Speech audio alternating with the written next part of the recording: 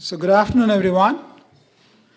Welcome to this event and this seminar series on the state of the humanities in the state, sponsored by the Center for the Humanities and the Responsible Governance and Sustainable Citizenship Project, or RGSCP. RGSCP, I've always had a hard time remembering this. It almost sounds like Aretha Franklin's RESPECT. And Professor Feintuck and the center certainly deserve a great deal of RESPECT, considering the caliber of a very distinguished visitor and seminar speaker, Dr. Freeman Hrabowski. Dr. Hrabowski needs no introduction to most in this audience, but it is evident that our distinguished faculty in the humanities holds him in very high esteem. Why else would they invite a STEM person to talk about the humanities? It certainly took an act of courage for them to invite him, or did it really? One of Dr. Hrabowski's famous quotes is, sometimes when people do things that are courageous, it doesn't really mean that they're that courageous. It simply means that they believe it is important to do it. And I do believe that the Center for the Humanities thought it is critically important to hear from one of Time magazine's 100 most influential people in the world, and also one of the 10 best university presidents. During his 22-year run as president of the University of Maryland, Baltimore County, or UMBC, Dr. Hrabowski has transformed a young university into a research institution recognized as one of the most innovative in the country. He has built a campus that is first-rate in research and instruction, and that prepares students of all backgrounds for success. Dr. Hrabowski co-founded the Meyerhoff Scholars Program, which you have heard about, for high-achieving minority students in science and engineering. The program has become a national model. Dr. Hrabowski frequently writes about minority participation and performance in these areas. Most people don't realize that it's not just minorities who don't do well in science and engineering, Dr. Hrabowski writes. Quite frankly, you're talking about Americans. He advises President Obama on educational issues and consults for the National Science Foundation, National Institutes of Health, and national academies. In 2011, Dr. Hrabowski received the Carnegie Corporation of New York's Academic Leadership Award, one of the highest honors given to an educator. The award included a $500,000 grant, which he has directed to support and promote a culture on innovation, entrepreneurship, and student success at UMBC. Dr. Hrabowski writes, it's hard work that makes the difference. I don't care how smart you are or how smart you think you are. Smart simply means you're ready to learn. And that is true if you are in a STEM discipline or in the humanities, and we are now ready to learn from him. Ladies and gentlemen, I have the distinct honor and high privilege to present to you Dr. Freeman Hrabowski, who will be speaking on the humanities, the public university, and public good. Thank you. Thank you very, very much. I appreciate that. I am delighted to be there, and I appreciate the invitation. I am friends with your president. Mark and I are together in our group of presidents of the American East Conference. I should admit to you that on my campus, I am known to be somebody who knows much too little about athletics. I am called by my own son, who is now grown. My wife and I are called mega nerds, quite frankly, to which I respond, but mega nerds can pay all their bills when they're grown, somehow. And when I got the invitation, I thought about the fact that our conference is one that has universities who respect each other academically, and that I wanted to make a statement about support for each other when thinking about research and teaching. And I was particularly honored that you would invite me to come and do something in the humanities, because I do have great respect for the work in the humanities. I am a proud mathematician. I like saying I am the son of an English teacher, and I am the product of my mother and father, and especially my mother somehow. Her words constantly are in my head, and I begin, quite frankly, with poetry this morning. William Carlos Williams once said that it is difficult to find news in poetry, and yet men die miserably every day because of a lack of what is found in poetry.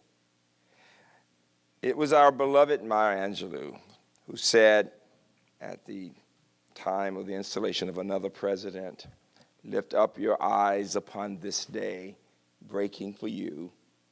Give birth again to the dream." Women, children, men, take it, this dream, into the palms of your hands. Mold it into the image of your most private need. Sculpt it into the shape of your most public self. Here on the pulse of this new day, you may have the grace to look up and out and into your sister's eyes and into your brother's face and say simply, very simply with hope, good morning. Good morning to the University of New Hampshire. Good morning. Give Maya Angelou a hand for poetry, would you?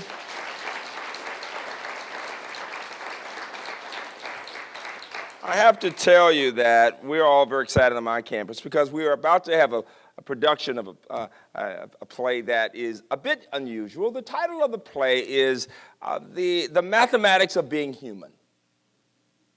And the play comes out of a project that's been going on for about 3 years involving a professor of literature and a professor of math. And interestingly enough, a Shakespeare expert and someone who does some fascinating work in mathematics who began working together on a freshman seminar several years ago. And the seminar was such a success that they've done it several times. And if you get a chance, if you look at the Chronicle of Higher Education, they wrote a series of articles about the struggles that they had in trying to understand each other and the struggles that the students had in understanding what they were talking about. But it ended up being an amazing set of conversations that we had on our campus. Then they went to some conferences, and Manil Suri and Michelle Osheran, other two people. Manil, who's a mathematician who's now had 3 best-selling novels in this country and around the world, on the age of Shiva and the death of Vishnu and the city of Devi, on the 3 gods, quite frankly, is an amazing author, and as is Michelle.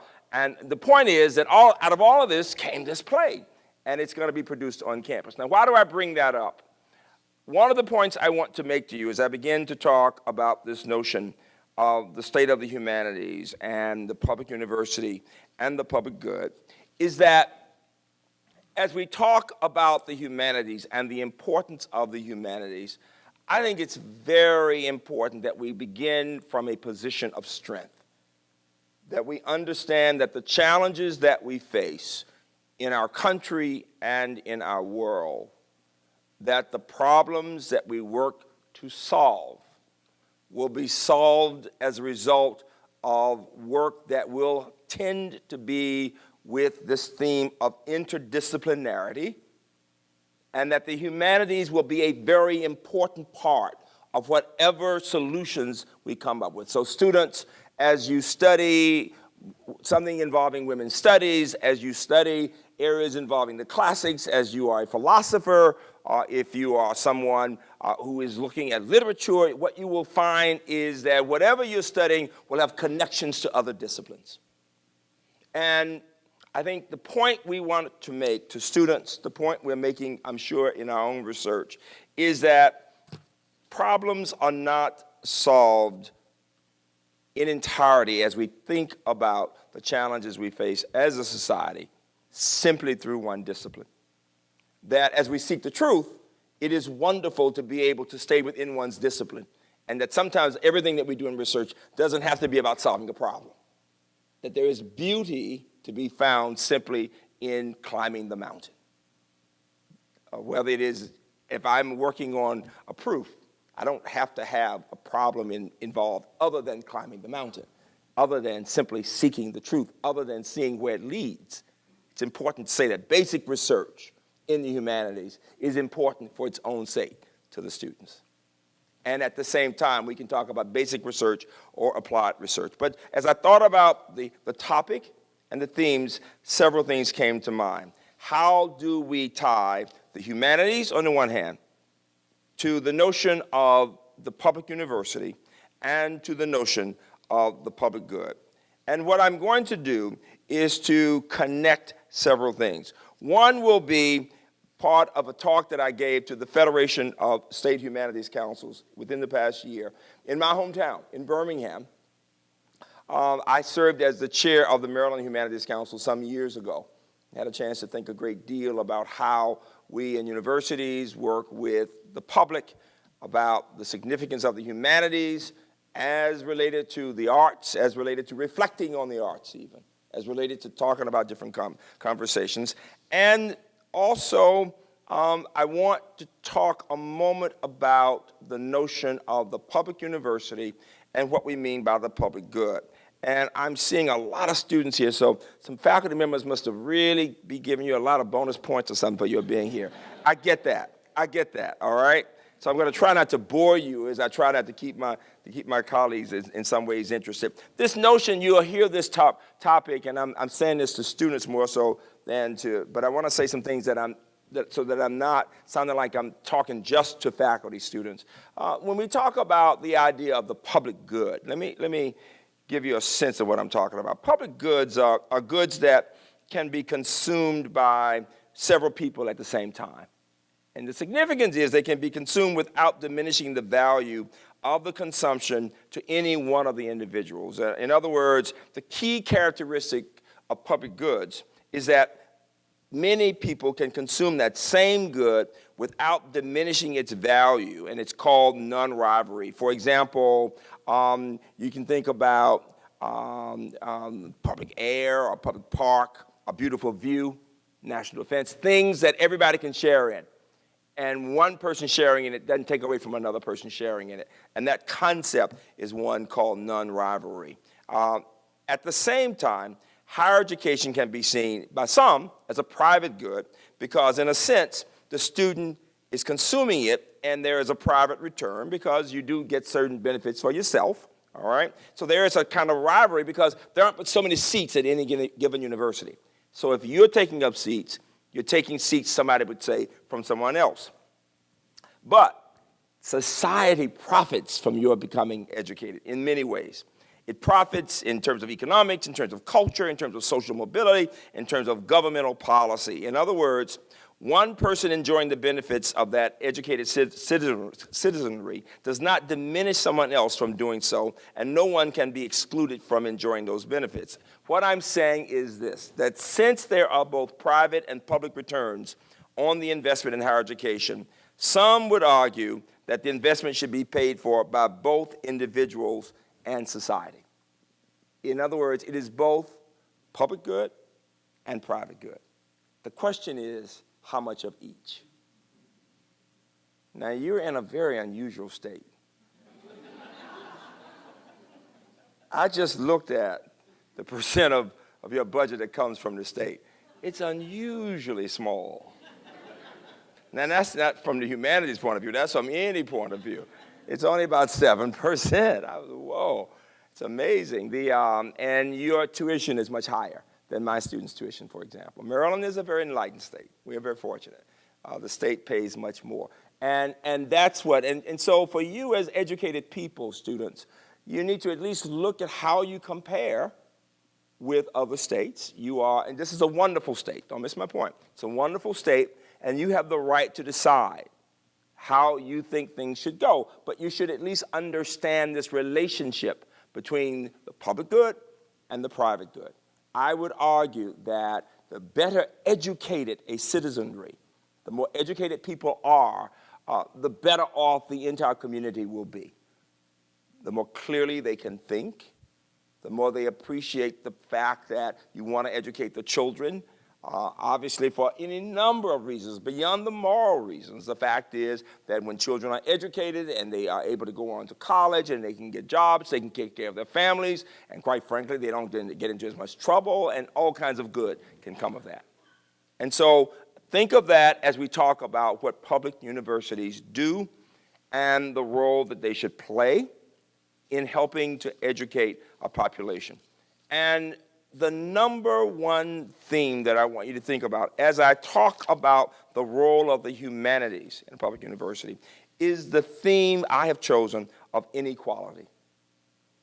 Whether one is looking at the French economist Piketty, or the social scientist, the economist Stiglitz at Columbia, what we see is that there's this growing gap between the haves and have-nots. And what either would say, from a very mathematical point of view, Piketty, or from Stiglitz's point of view, which is saying the same thing with not as much mathematics and yet very, very clearly saying, is that the wealthy are becoming exponentially wealthier, while those in the bottom category of Americans of all races are being pushed down more and more. And that the wealth is not coming from the pie getting bigger, but rather from the existing funds taking from those in the lower levels. And as a result, making it harder and harder for those in the bottom group to move up. Now, what does this have to do with the humanities? In the past year, in response to a congressional request, the American Academy of Arts and Sciences released a report from a Blue Ribbon Commission on the critical importance to our nation of the humanities and the social sciences, entitled The Heart of the Matter, the Humanities and Social Sciences for a Vibrant, Competitive, and Secure Nation. And it speaks to how we maintain our values and sustain our dreams. The report maintains, and I quote, as we strive to create a more civil public discourse, a more adaptable and creative workforce, and a more secure nation, the humanities and social sciences are the heart of the matter, the keeper of the republic, a source of national memory and civic vigor, of cultural understanding and communication, and individual fulfillment, and the ideals we hold in common. Students, I don't think any ideal, from my perspective, is more significant to the American way of life than the notion that a child born in this country would have the opportunity to get an education and have a reasonable life. A life where you get the education, you have a family, and you can do the things that anybody else would want to do. To have a job, to have a house. I mean, very basic kinds of things that we talk about. And so the question becomes, how do you as students in this institution take advantage of the education you're receiving as your faculty members are conducting research, as they're teaching? How do you learn to think critically about the challenges we face as a nation? As I say to you that even more so than 30 years ago, that child born in America in a poor family today is less likely today to go out of poverty, of any race, to get out of poverty than he or she was 30 years ago. What role will and can you possibly play? And how might the education you receive in the humanities and the social sciences and broadly play a role in your becoming equipped as a leader, as a citizen, to make a difference? There were several parts of the report that I found interesting. One part that you might not think I'd talk about, but that I will, involves the Common Core standards that you all hear about. You might say, well, Common Core standards, that's about K through 12. Well, I think public universities should be very concerned about Common Core standards. Whether in math or in literacy, because if we are to be responsible public universities, we have to be very concerned about whether or not children, young people, are getting the skills they need, acquiring the skills they need, the values they need, in order to be prepared to come to a place like the University of New Hampshire. There's a deep appreciation, and one of those areas has to do with literacy. They're very about the ability to read, which may seem like no big deal. But the fact is that large numbers of Americans of all races, cannot read well. There's a deep appreciation in this country for the power of stories, but I would contend that there's no place more appreciative of stories than the South. than the South. Now, Baltimore is what I call the Upper South. One day we think like people in Philadelphia, the next day we think like people in Richmond. It depends on the issue. It's been that way since the Civil War, if you go back to history, right? But I grew up and my campus is outside of Baltimore, between Baltimore and D.C. In Washington, we have students from 150 countries. And it feels very international. If you walk on campus, it feels like the Plaza of Nations at the UN. You'll see all races, all kinds of people. Your campus and mine are very similar in size. You actually have more women here. You're about 54, 55% women. We're about 54, 55% guys. We want more women on our campus, all right? You have more students in the humanities and social sciences. We are over half, 55% in science and engineering. We're looking for more humanities students. Maybe we can steal some of yours and take them down there, right? We have about the same number of grad students through PhDs. We've got 150 companies on campus in biotech and IT. And some of you are familiar with the advanced program. I actually have been the PI on our advanced program. And we now have 25% of our CEOs of 100 companies are women. Give me a big hand for that. I'm very proud of that women's nation. But the point I would make, going back, though, is that I grew up in the Deep South, folks, Birmingham. That's not the South. It's the Deep South. And I want to tell you a story about literacy that I want you to appreciate about reading that's important. I grew up in the big city, Birmingham, but my parents grew up in little country towns, rural towns. And my dad would always say, he grew up in a little town below Selma, Alabama, and he would say, boy, you're so lucky. You've got somebody to drive you to school in the morning. When I was growing up, he would say, I had to walk 5 miles to school every day. And I got so tired of him telling that story, I finally said, Dad, that's why your feet are so big. You had that, all that. Well, to which he responded, boy, don't you get smart with me, right? But my mother told a story that embarrassed me, and yet I tell it all the time. She said at age 12, she had a choice of either working in a hot cotton field outside after school or working in a wealthy home, wealthy white home. And she said the woman was very kind to her. When she finished her work, she could go into the library and read. And mother would go in and just look at books. And the woman would say, when you finish your work and you do a little reading, take the book home. And when you finish, come back and we'll talk about the book. And mother had never done that before. She had only book in her house. The only book was the Bible. There was no library for children of color. They couldn't go into the regular library. And there were no books in their school. But she said the woman would sit and talk with her about ideas, first time in her life. And all of a sudden she got excited about this notion of reading and being able to talk about something beyond herself. And as a result, sometimes her girlfriends would say, Maggie, come on outside and play. And she said, no, I want to keep reading. And they would get angry. They would say, what's wrong with you? Why would you want to be reading that book when you can be outside playing? And it was at that point she realized the growing difference between herself and her girlfriend. And here was the difference. She said the more she read, the better a reader she became. And the more proficient a reader she became, the more she enjoyed the experience. And the more she enjoyed reading, the more reading she did. And then sometimes she'd write about it. And she enjoyed the fact that her imagination just expanded. And when she talked to people, she noticed that somehow her language skills were just expanded too. And they would look at her like, how'd she know to say that? And her sense of self was developing. And she knew then exactly what she wanted to do for the rest of her life, to become a teacher of literature.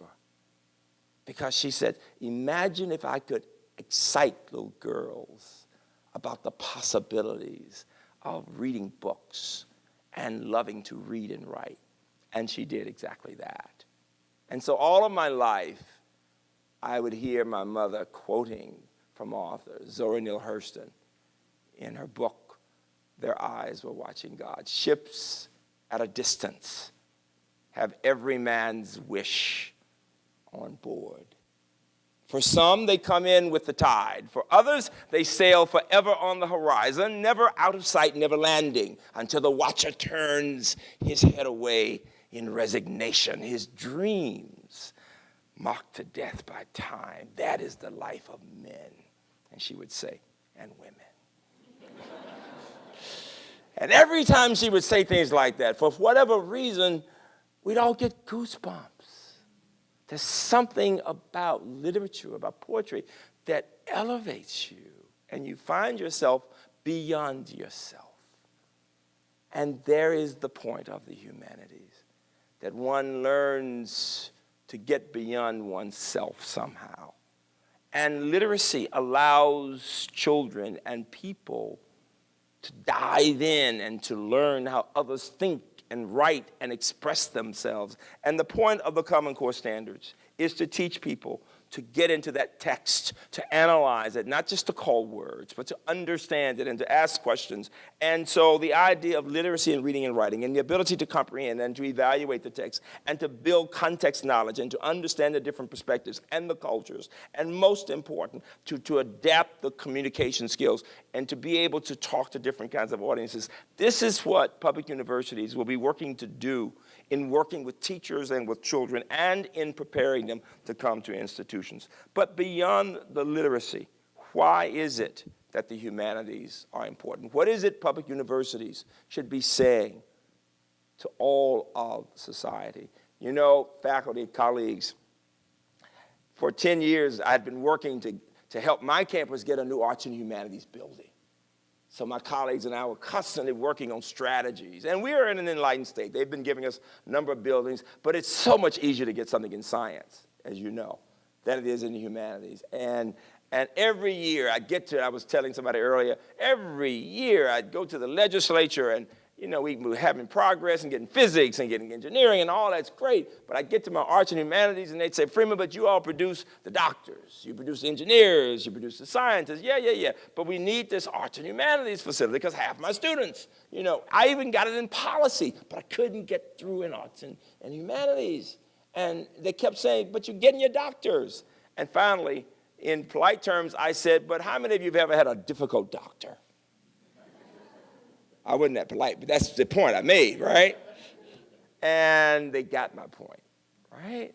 And a $170 million building where there's interdisciplinarity and where we do have plays with Beckett. And we have discussions from the literature department about the meaning, the significance of Waiting for Godot. It's a wonderful situation. We just opened it. It's just great. And so that was a part of it, but that still doesn't get to it. The humanities go beyond just helping doctors to be, even though we do want compassionate doctors. And I found something that I think you'll really appreciate. The New York Times had a piece in the past year that I think was particularly significant. Some of you saw it. It was about the long-term decline of the humanities. And it said this, that the decline is nothing new, and that usually it's talking about, when they talk about a decline in the humanities, they're talking about the proportion of the humanities majors going down. And it said, in essence, that decline actually occurred between 1970 and 1980. And it said it misses the fact that the continuing importance of the humanities should be highlighted more than ever through the general education requirements and through the majors. It was only, though, at the end of the article that there is this profound quote from our friend Leon Botstein, president of BARD, that makes the point, the most important point of all. And he says this: many do not understand that the study of the humanities offers skills that will help them sort out values, conflicting issues, and fundamental philosophical questions. Indeed, because of that, we must continue, as he says, to make the case that those skills are essential to all the people, whether they are in science and engineering or to philosophy professors, that the humanities are important in their own right, and they are important and critical for educating anyone as we think about their living in our society. Because without that shared knowledge and understanding, people who are experts anywhere throughout life are nothing more than technicians, are not able to think broadly.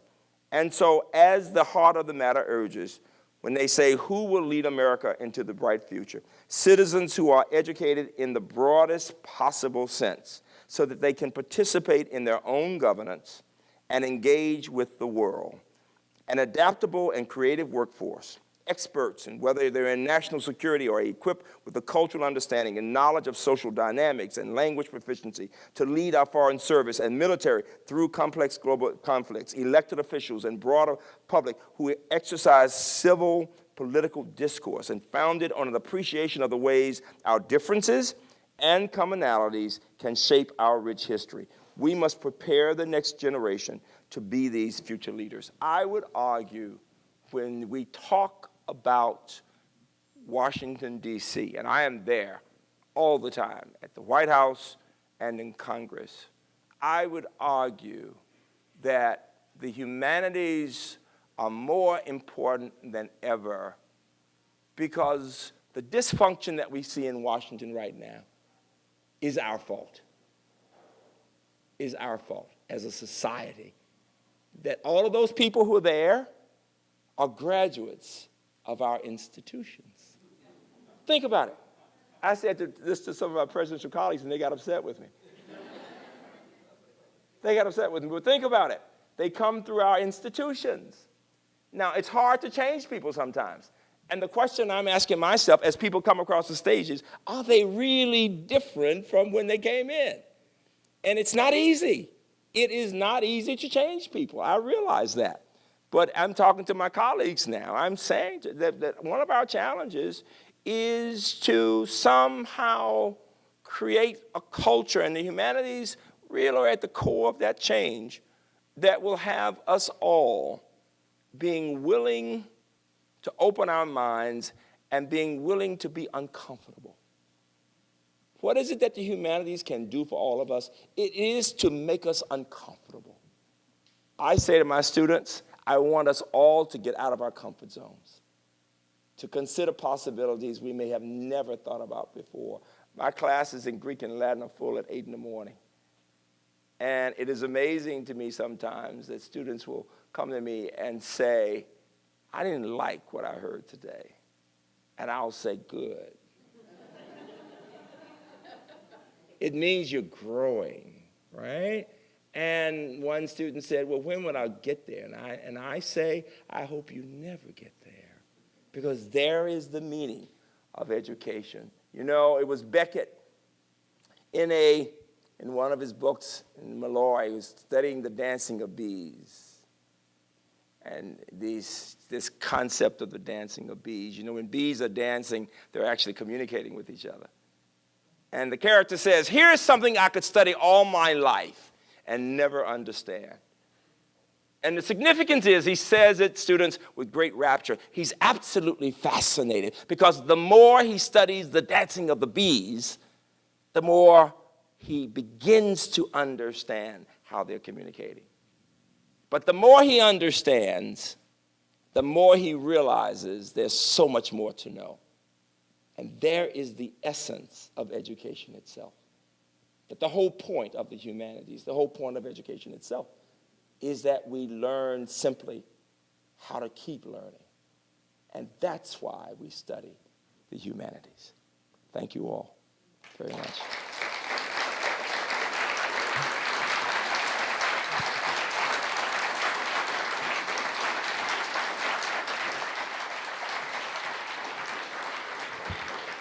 So let's go for questions.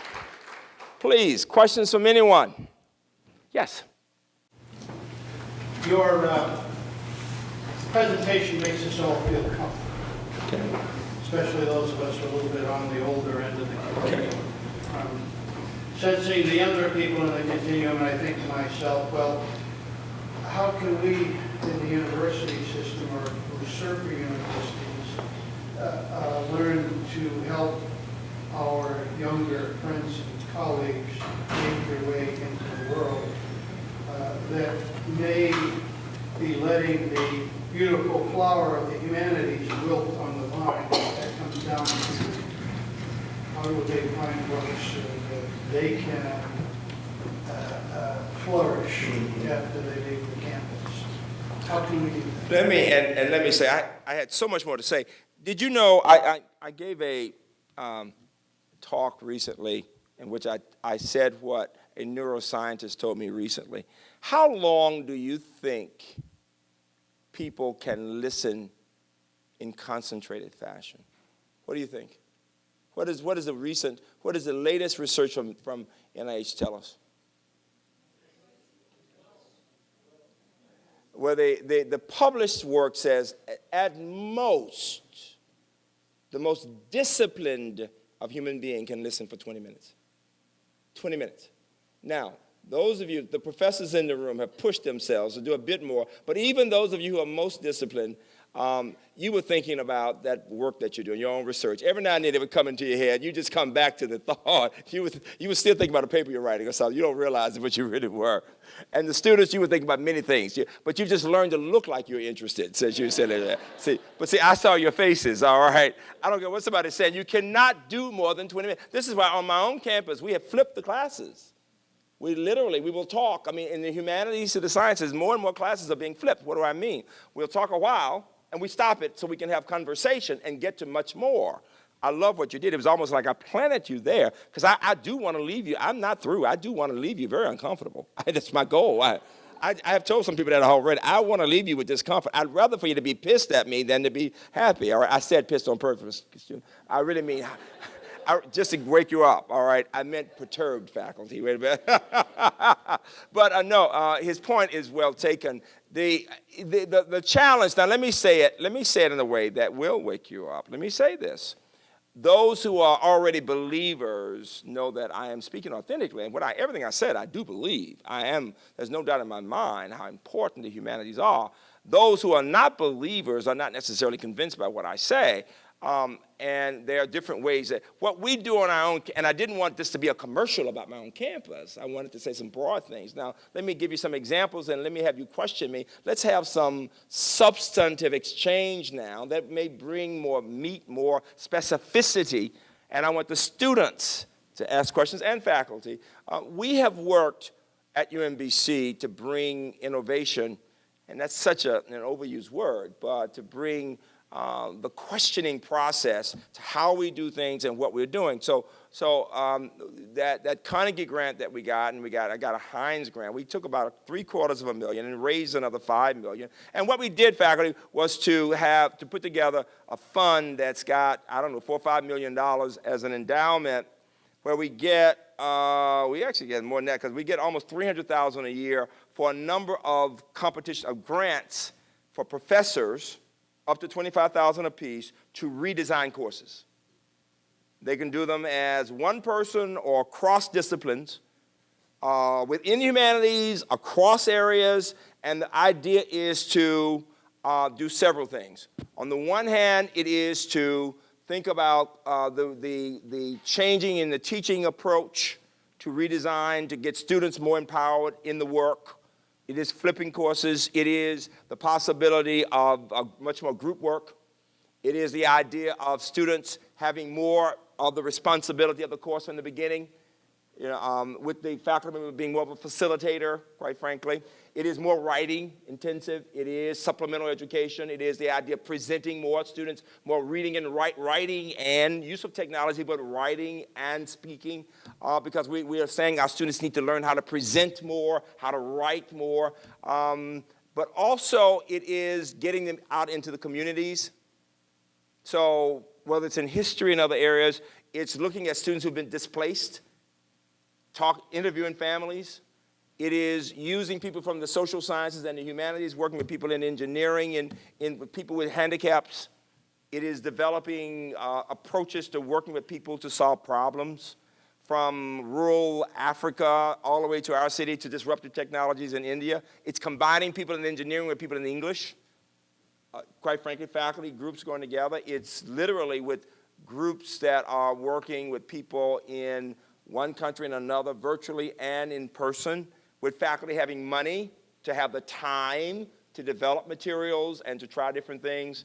And the idea is to give students more opportunities to be engaged in active learning, to write more, to present more, to have more conversations and discussions, to get more feedback, and most important, to see the impact of the work on real people. And that's tied to major research initiatives, tied to many more students publishing. We have 2 undergraduate journals in the social sciences and humanities, and then large numbers of students who are publishing in referee journals in science and engineering. And that's all, and those are the initiatives, okay? Give you a sense. And that's not as a commercial, but it really is real, it really is. Other questions, please. And from students, Robbie said that when he was growing up in New York, all of his friends' mothers, particularly, would ask them at the end of a school day, what'd you learn in school today? He said, but not my Jewish mother. My Jewish mother would say, Izzy, did you ask a good question today? And the practice of encouraging his curiosity made him the thinker he became. So students, we are always encouraging our students to ask good questions. I tell UMBC students, don't ever not have a question you can ask. Whether it's in an interview, in a class, even if you really don't mean it, have a question, all right? It impresses people, I promise you, all right? You stand out. It'll get you that job. Remember that, all right? So who has a question for me? Yes. Tell me your name and your major. My name is Amanda Plant, and I am a Women's Studies / Honors English major. I love those Women's Studies majors. They've got that. Give them a hand. Give that major a hand. I like that. I love it. Thank you so much.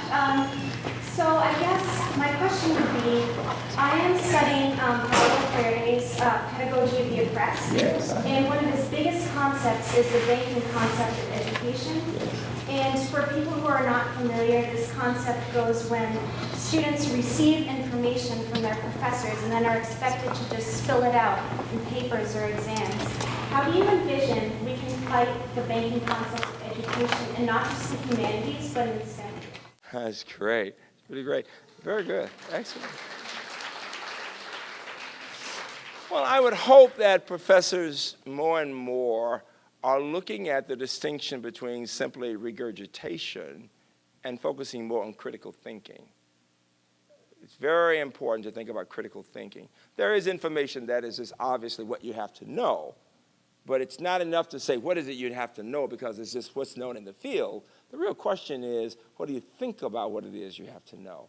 And the question is, how do you take whatever it is that's supposedly what everybody knows, and you use it to either ask a good question or to begin posing a good question, or to answer something that's not been answered before. Really good professors want to push you beyond just regurgitation. They really do want to get you to think for yourself. That's the reason I got my worst grades in my mother's class, is that I really did. I got B. The only place I ever got B's in my life was my mom. I got B's in her class because she knew I could memorize anything, and so she always just watched me simply regurgitate, and she knew I wasn't thinking, because if all you're doing is writing down what the teacher said, you're not really thinking. You're just parroting, right? But good teachers know that. They know you want to do more than just give them back what they gave you. You've got to be able to add to it somehow, to raise questions, to say it differently, to put your own perspective there. It's really important. And good teachers, and you got good teachers here, they would do that. They really would. Okay? Good question. Good question. Yeah. Hi. Yes. Mm-hmm. Tell me your name and your major. My name is Jennifer, and I'm a Sure. I was wondering how most students are determined this is the class I need to take to get my major. None of us, especially in engineering fields, think of I need to take English just to broaden my mind. Is there any way you would suggest to help students think, hey, this might help me later in life, not towards my major, but it'll help me broaden? Is there a way you could influence students to do that? It's an excellent way. It's a very good point. Great question. We talk a great deal on our campus about the humanities, the arts, and the social sciences as being critical to their future in life, not just for the major. Because unfortunately, a lot of students who are just in science and engineering tend to think courses that are not in science and tech are just to finish the major or the degree, and we proactively fight that. And I'll tell you the one way more than any other, let me give you a statistic that surprises people. I can point to more humanities graduates who are now chief information officers than computer science majors from my campus. Literally, women and men who majored in English, philosophy, all they took 3 or 4 courses in information systems. And the difference was they are broad thinkers, they can talk, they serve as the bridge between the techies and the rest of the world. They don't bore people by only using technical language, right? They can look at people. They don't look at their shoes, right? And you don't have to ask them 3 times, what the hell does that mean, all right? And they've moved up the ladder in D.C., in New York. I'm telling you, I can name, and I say to my computer science majors, I said, you see these people? They didn't major in computer science. They majored in English. They majored in that. Maybe there's a message here for you, right? And I mean, it has to do with broad thinking. And that doesn't say you major in English so you can get to be a computer science. It's just saying one of the extra benefits. The point is employers are looking for broadly educated people, people who can write and think and speak well. My wife was a senior person at T. Rowe Price and was broadly educated in psychology, and she was always saying, Freeman, give me good thinkers, people who can write, who can work with people who have emotional intelligence. And you don't get that. I mean, I love my mathematics. I mean, believe me, there's nothing more beautiful than math. No offense to anybody in the room. I mean, but it's the literature that teaches me how to work with people. I mean, you know what I just gave a talk to my honors, a really very, very impressive honors group, and they were shocked when I said that because they thought I was going to say it was my math that makes a difference to me as a president. I said, no. I mean, I read 2 or 3 books a week, novels. They said, well, not technical, but I said, novels. Why? Here's why. And it's my secret weapon, okay? When you're talking to people, students, I don't care who it is. You may hear you talking, you may be very close, but you really get to know 10 or 15, 20% of what they're thinking. I don't care who you're talking to, you never tell them most of what you're thinking, do you? You just don't. We don't tell people all of what we're thinking. But when you read a novel and you see people talking, you hear everything that's in their head. You get to know the whole person. Even as they're talking, you still are hearing, you're seeing the whole people. You learn more about the unpredictability of human behavior. The more novels you read, the more you know about human behavior. You get to understand what can happen. You learn more about humanity. And believe it or not, it's the real stuff. It really does happen. It does. That's what, watch your English teachers, boy, they know a lot. It's important, but your point is well taken. It really is. About somebody else, yes. Uh-huh. I'm not a student. First of all, my name is Reginald Bover. I'm an associate professor in the English department. Welcome to Humanities. I found your talk and your sentiment so inspiring. It resonated with me deeply because I am unashamedly indignant ambassador for English major being the best major. And I'm a firm believer that any of those resolutions to the most complex problems, they will be solved through an understanding of dexterity and the power of language. So, that being said... Wasn't that beautifully said? Give him a hand for that. Give him a hand for that. That was beautifully said. That being said, how do we translate all of the value that we talked about today to the powers that be, to the parents that be of our students, right? To a larger culture who sees the humanities, and for me, English, and English major specifically, as entertainment, as something trivial that doesn't necessarily lead to the broader thing. How do we translate that value to the people who are thinking about the hard numbers? Using that work and that value right, to move the ledger more democratically, the numbers and the marks and the ledgers more democratically back in our favor. Because I think at the end of the day, we have people who are looking for the hard, fat numbers. This major will yield this profit. Right. And I think for me, in many cases, the value in the humanities is not limited to the short-term profit. Right? It's and yet we're existing in a capitalist society that privileges the immediate, the now. And so we may find ourselves lacking in that war whenever we have to come back to validating our value on the ledger. So how do we translate this value to people who are mired in the ledger? You know, I do have an answer because I have to work with parents. Some parents have been bothered when I have suggested when I've actually suggested English or philosophy as majors, and when parents have asked, middle-class parents especially, say, how could you do that? Why didn't you suggest one major or another? And I've made the suggestion based on what the student has said he or she's interested in, for example. I'll give you an example, and I can say this, and some of you may think it's politically incorrect, but it is a reality. I have a large Asian American population on my campus, 25, 30%, and a lot of my kids who are of Indian descent. Well, every Indian family wants a physician. We know that, and they will say it. And every kid, and yet a lot of my Indian students would say, Doc, help me out.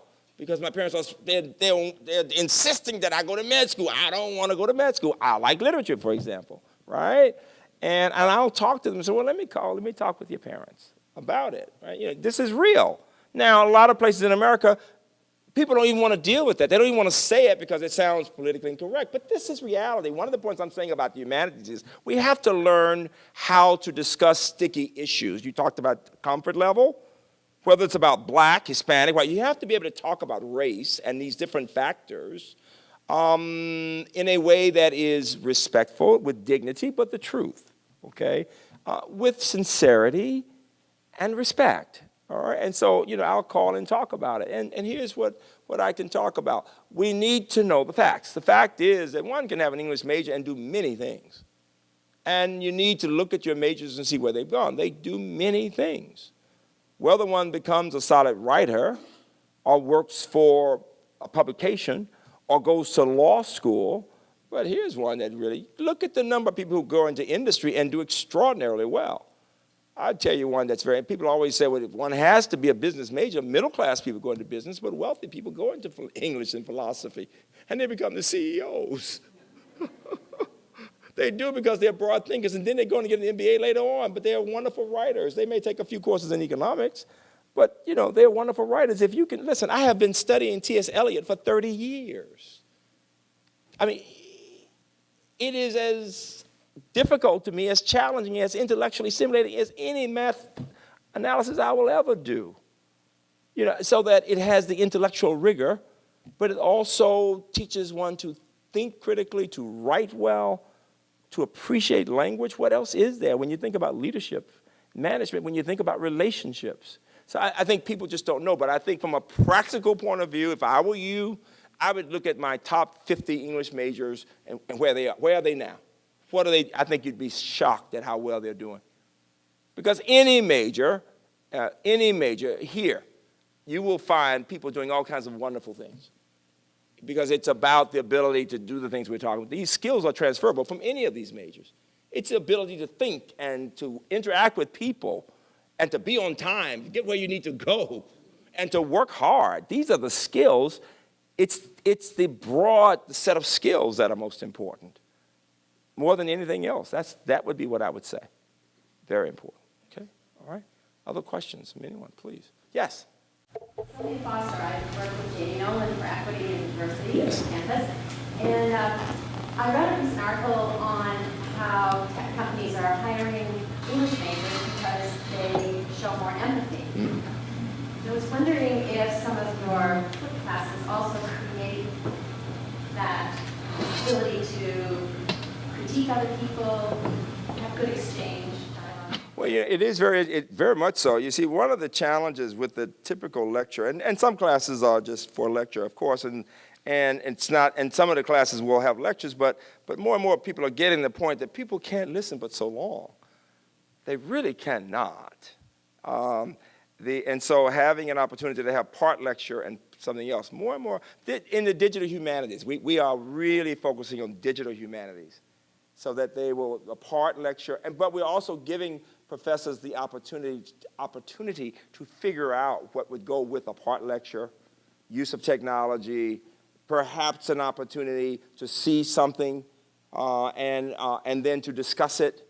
I think most important, it is the notion of getting students to believe that they are taking ownership of the class rather than sitting back and being relaxed and taking notes or not, right? But, I mean, the most interesting ones are the ones when you've got each person with a role, whether it's somebody managing a group or somebody who's serving as the technologist or somebody who's the provocateur or somebody who's the presenter these different roles, and the professional development group. And so we've got people coming to campus regularly, people who are looking at what we're doing. And then we've got big grants to replicate some of these models that we've developed. And it's not just in science and tech. This is in the humanities and some other areas.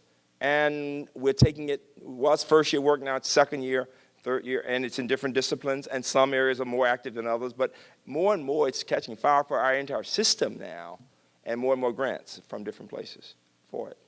It really is. And the whole idea is empowerment of students. The best news I can give you about it, and this came out of students from the humanities to the sciences, the students' government came to me and said, Dr. Hrabowski, you're not being consistent in your message. I said, what do you mean? They said, you say you want us to work in groups and that the whole campus should be consistent. They said, well, in the library, we don't have enough places where we can just be ourselves, eat, drink, and study, and move furniture around, and just do whatever. And so they gave up a lot of their play money to leverage with our money to redesign spaces for whiteboards, for more technology. And so they've got centers now they've been doing for several years when they've given up a lot of their money to design these study spaces and to have places where they can help more students to do well. And so you know you're doing well when the students give up play money. I mean, hundreds of thousands of dollars a year for these kinds of spaces where they, for 24 hours, more study spaces with the collaborative group and that kind of stuff. It's good stuff. It is. Yes? My name is Simon Kass. I'm Dean of Engineering and Oh. Sciences. Oh. And so I have to be really careful what I say. It's like this. And Reggie is a friend, so I can offer a counterpoint. I don't think that the humanities need to be as defensive as they become, because their value to society is unquestionable. And in fact, I've told people, although I'm a geochemist, that I'm a closeted historian. I recognize the value of understanding where we've been and therefore where we're going. Here's the counterpoint. I think it is legitimate to look at the way universities are structured and question ourselves whether at many campuses psychology should be the biggest major. You know, when universities are graduating, the university where I came from, 2,000 psychologists, when society needs just a few, well, maybe there's a mismatch between what society wants and what the universities are producing. In the United States, only about 4.5% of graduating seniors from high school go into engineering. Maybe there's something wrong with that when you consider that in Europe, 11, 12% of the students, and in China, 21% go into engineering. The final point is we're graduating an awful lot of students with incredible debt, and they go out into society really not having any opportunities for gainful employment to be able to pay back. So maybe some rebalancing is what we need, not to debate the value of the humanities. That's a given. But how much of everything do we need? Thank you. Okay, so let me start with this. The reason my colleagues in the humanities are concerned is that the American public doesn't get it. You get it because you have been fortunate to be extraordinarily well educated in another country, I can tell. You're quite privileged. Most Americans are talking engineering. The sad part is most students, even those who come to college to major in engineering, are wiped out within, literally, I did the study for the National Academies, the majority are wiped out within the first year. So they can't do it right now because we have not put the support into them making it in engineering, but the country talks about STEM a lot. We're not doing what we need to do to make sure they make it in those areas. The country talks about STEM. The country does not put the money into the National Endowment for the Humanities, the National Endowment for the Arts. It puts lip service into it compared to what it does into STEM. And so when you look at the fellowships, the level of grants, when you think about the fundamental challenges we face in our country regarding really what it means to be a human being in a society that's becoming increasingly technological. All right? We have a problem of balance. We need the STEM, my research, but I do know America does not understand at this point the value of the humanities, and it does not have a spokesman. It does not have a spokesman. Public policy has a spokesman. We have the lawyers, you see. We have a spokesman for the law and for policy. We don't have a spokesman for the humanities who is with the kind of power. I think you would make a good one. For the humanities to bring, for the professoriate, for example, to bring the kind of research. And so there's where the issue is. And I really do think that those of us in STEM, including deans of engineering, need to be saying, given that our engineers need to be far more humanistic in their approach than they have tended to be better speakers, more compassionate, more ethical than they have been, as you know. So I think that enlightened deans of engineering need to be saying, yes, this engineering is important, and we need our humanities folks to get the support that they need in order to have both being elevated by the American public, sir. Thank you very much. Okay.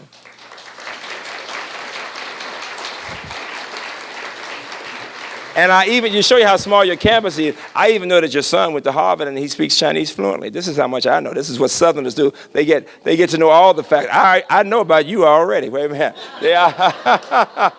And I am very impressed. Wait a minute. Yeah, is that it? I want to thank you very much. Thank you all very much. Please come in. Thank you.